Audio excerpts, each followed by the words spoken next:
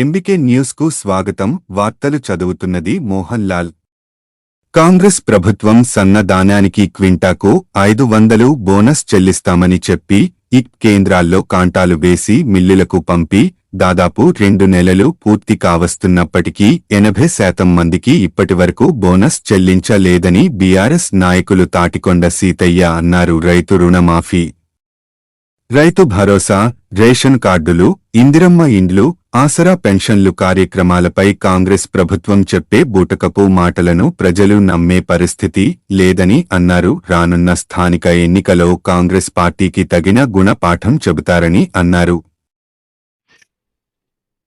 2 నెలలవుతున్నా సన్నధాన్యం కాంటా పెట్టి ఎదురు చూస్తున్నటువంటి రైతులకు ప్రభుత్వం ఇస్తానన్నటువంటి 500 రూపాయల బోనస్ ఇప్పటి వరకు చెల్లించలేదని, ఎన్నికల ముందు బోగస్ మాటలు చెప్పి సన్నధాన్యానికే ఇస్తామన్నటువంటి డబ్బులు 80% మంది రైతులకు 2 నెలలు అవుతున్నా ఇప్పటి వరకు కూడా బోనస్ చెల్లించలేదు.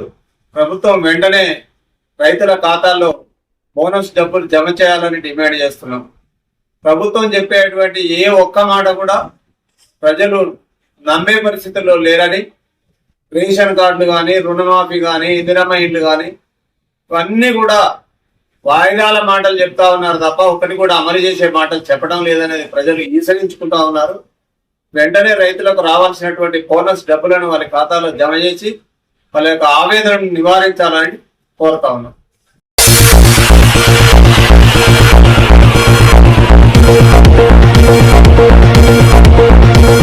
24/7 చూస్తూనే ఉండండి ఎంబీకే న్యూస్. ఈ వార్తలు ఇంతటితో సమాప్తం. తిరిగి మళ్ళీ మరో న్యూస్ లో కలుసుకుందాం.